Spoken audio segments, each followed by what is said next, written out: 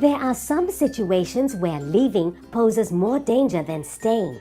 In these situations, everyone should be prepared to take care of themselves where they are. This is called shelter in place. You'll need to have your emergency supplies with you.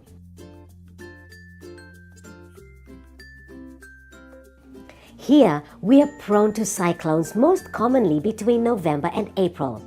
Cyclones bring strong winds which can tear off roofs that aren't well fastened, destroy weaker buildings, and bring down power lines and trees.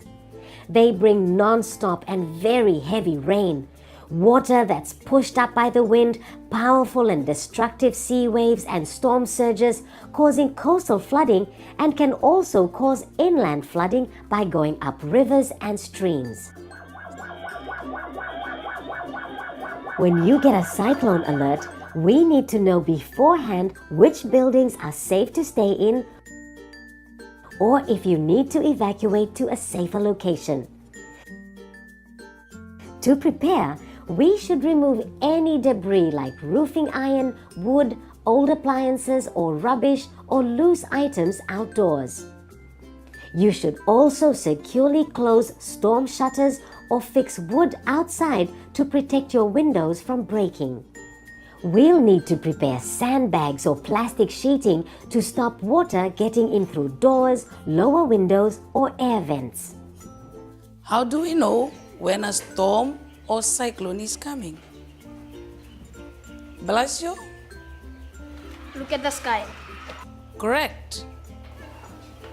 Listen to the radio and TV. Yes. In our community, we listen to the radio for the weather report on the cyclone's progress. We should speak with our local disaster management committee to know and understand about our local early warning system. What are some key things that you can do following an early warning instructions?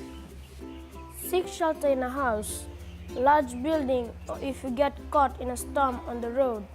Anyone else? Maureen? If you are riding bicycle, motorcycle or in a metal bed of a truck, get off. The rubber ties do not protect you from electrical shock from fallen power lines. Unplug electrical appliances like TV, radio and computer. Correct. Why do we do that? Electricity can surge through electrical lines and wires. It can shock us and destroy equipment, and even can start fires.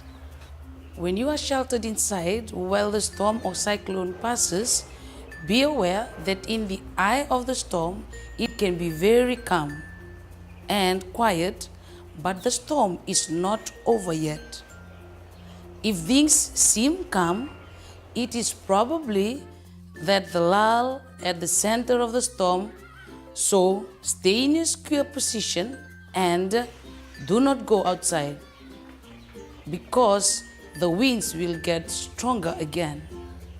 My parents are farmers. They work a long way from home. What do they do if the storm comes along?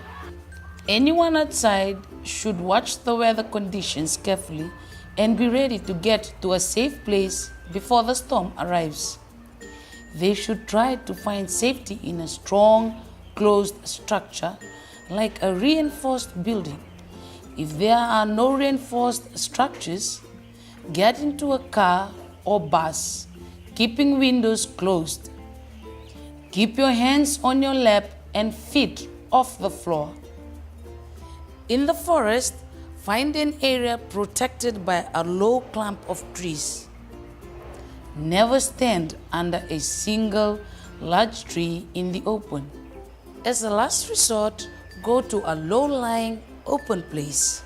Stay away from tall things like trees, towers, fences, telephone poles, and power lines.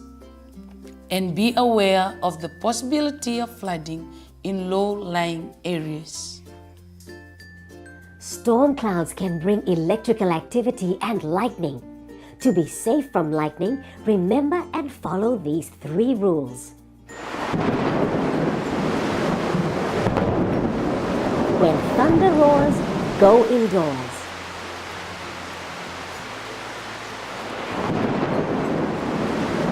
the 30-30 rule. If there is less than 30 seconds between thunder and lightning, you're in danger. Get inside and stay there until 30 minutes after the last lightning flash. In case you are stuck outdoors, practice the lightning crouch. You may feel your hair stand on end, your skin tingles, or light metal objects vibrate. Squat down straight away, balancing on the balls of your feet. Touch your heels together and cover your ears. This way, the electricity can go through you back into the ground without harming your vital organs. Do not lie flat on the ground. If lightning strikes a person, look and care for other possible injuries and check for burns. Call for help. Remember, people struck by lightning don't carry any electric charge and they can be handled safely. In case of flooding, we're going to have two options: evacuate to a safe haven or shelter in place. To be safe from flooding, it is important that we all learn about our geography, our water sources, our catchment area, which is where we collect water for our use, and the local weather patterns. In our village, we are experiencing more and more unexpected flooding as a result of both natural and human causes. Now, can anyone tell me some natural causes? Heavy rain and storm. Correct. Heavy non-stop rain, storms, and storm surges can cause flooding. What about man-made causes? At my house, we do not have drain to divert water, so even a little rain causes flooding. Yes, a proper drainage system is very important to prevent flooding. In our village, we do not have any way to dispose our rubbish, so it often ends up in the river. Yes, dumping rubbish in rivers and runoff channels can be very harmful for many reasons. Not only flooding, but can also impact your health. Deforestation and unsustainable use of land can also cause flooding. There are two main types of floods: slow flooding that develops over hours or days, and flash floods that occur without warning after a rain event or after a dam breaks. For a flood, we must follow early warning instructions, evacuate to higher ground or shelter in place with our emergency supplies if we are in a safe haven.